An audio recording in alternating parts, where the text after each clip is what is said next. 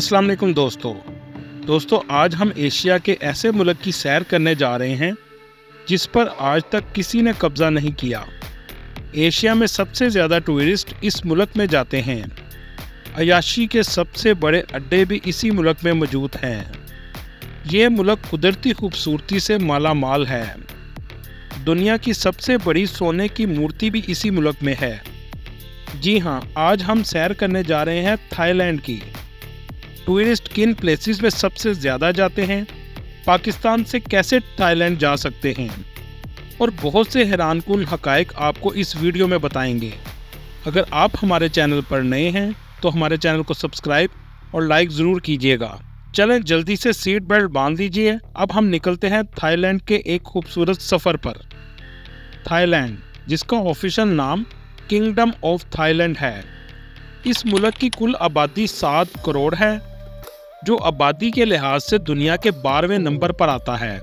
और इस मुल्क का कुल रकबा 5,13,120 मुरब्बा किलोमीटर है, जो दुनिया में 50वें नंबर पर आता है।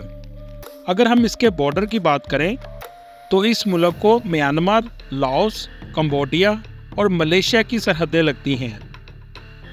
थाईलैंड का दारुल हुकूमत बैंकॉक है, जो दुनिया के जदीद और तरक्की याफ्ता शहरों में आता है। ये शहर शॉपिंग, खूबसूरत बीचेस, नाइट लाइफ और दिल को सुकून देने वाले नेचर की वजह से दुनिया भर में मशहूर है।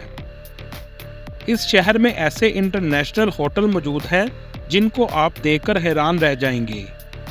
बैंकॉक का शहर टेम्पल्स और हर वक्त मसरूफ़ रहने वाली स्ट्रीट की वजह से भी जाना जाता है। बैंकॉक ना कि सिर्फ टूरिस्ट प्लेस है, बल्कि दुनिया की बड़ी बड़ी कंपनियों के हेड ऑफिस भी इसी शहर में मौजूद हैं। बैंकॉक थाईलैंड का सबसे बड़ा इंडस्ट्रियल एरिया है। अगर हम इस मुल्क की इकोनॉमी की बात करें तो इस मुल्क की मईशत साउथ एशिया की दूसरी बड़ी इकोनॉमी है। रोज़गार के मौके भी सबसे ज़्यादा इस शहर में हैं।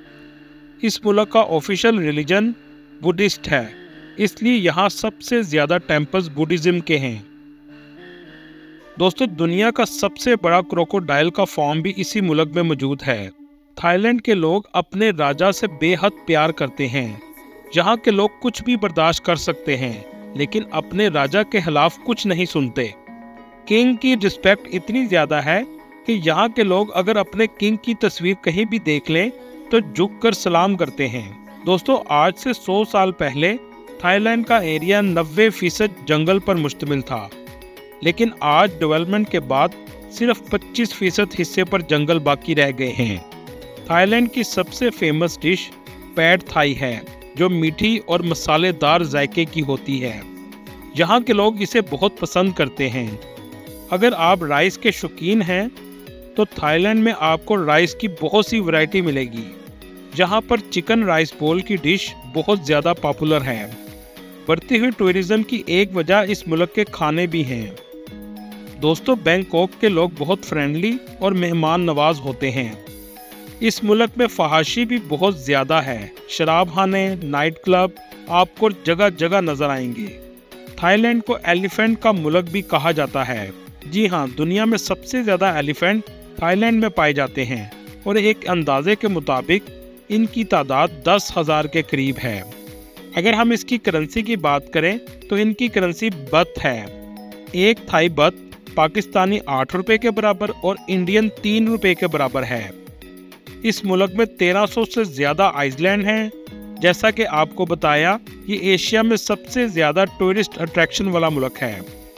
इस मुल्क में आपको जदीद लाइफस्टाइल और कुदरती खूबसूरती दोनों तरह के शहर मिलेंगे।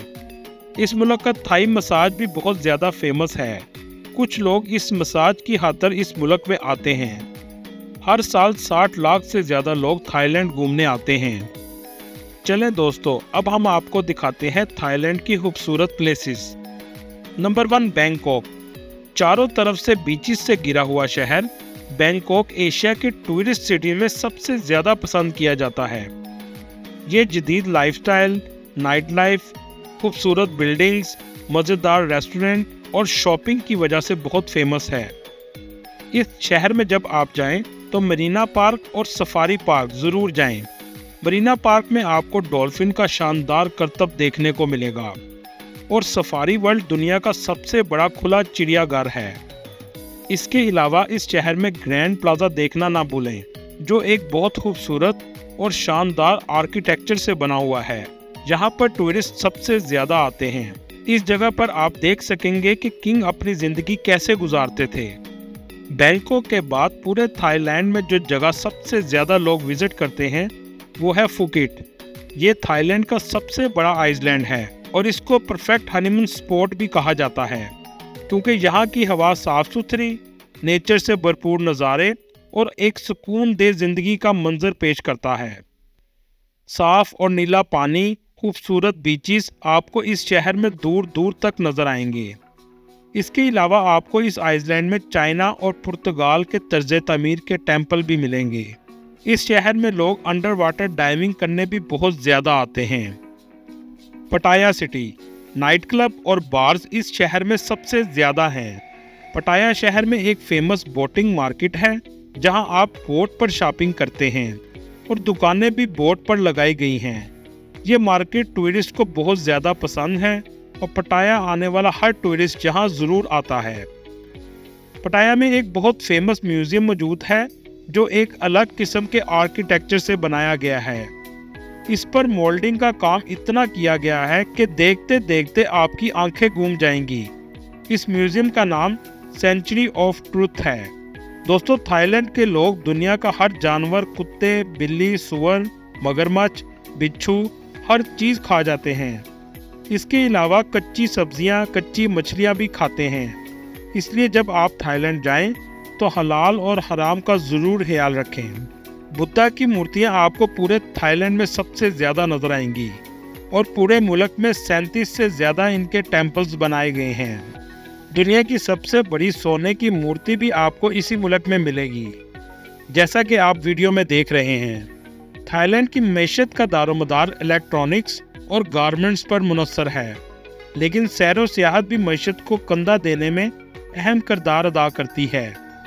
इस मुल्क में 38 एयरपोर्ट हैं, जिनमें से 10 एयरपोर्ट इंटरनेशनल हैं।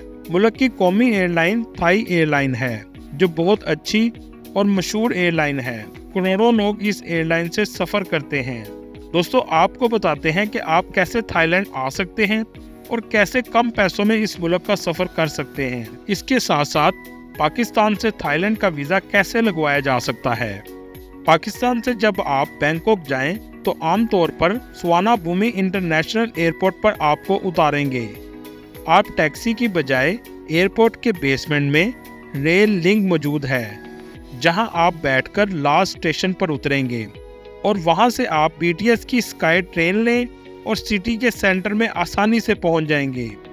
और इस तमाम सफ़र का किराया आपका 80 बात तक लगेगा, जबकि टैक्सी आपको 400 से 450 बात में आपको पहुंचाएगी और इस तरह आपके 80% पैसे यहां पर बच जाएंगे। दूसरा खर्चा आपका होटल पर होता है। अगर आप अकेले हैं तो नाना स्क्वायर के पास आपको हॉस्टल 200 बात में आसानी से मिल जाता है। अगर आप होटल लेना चाहते हैं तो 700 बात में अच्छा होटल मिल जाएगा। इसके इर्द गिर्द पाकिस्तानी और इंडियन खानों के होटल भी आसानी से मिल जाते हैं। इसके अलावा हलाल फूड आपको 7-Eleven स्टोर से भी आसानी से मिल जाता है। अगर आप अकेले हैं तो ग्रैब ऐप के ज़रिए बाइक पर सफ़र कर सकते हैं। इसके अलावा ट्रेन एक सस्ता ज़रिया है। अगर हम बात करें टूरिस्ट वीज़ा की, अगर आप पहली दफ़ा जा रहे हैं तो आपको एक बार एम्बेसी ज़रूर जाना पड़ेगा। सबसे पहले कवर लेटर, जिसमें आप बताएंगे आप क्यों थाईलैंड जाना चाहते हैं।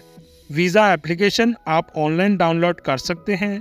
इसके अलावा बैंक स्टेटमेंट जो 1 साल पुरानी और बैंक में 6.5 लाख पाकिस्तानी रुपीस बैलेंस हो।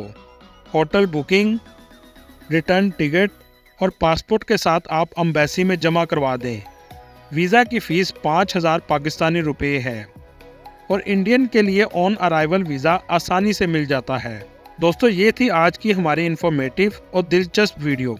आपको वीडियो कैसी लगी कमेंट में ज़रूर बताइएगा और आप किस मुल्क में सैर के लिए जाना चाहते हैं ये भी कमेंट में आप ज़रूर बताइएगा। अगली वीडियो तक अल्लाह हाफिज़।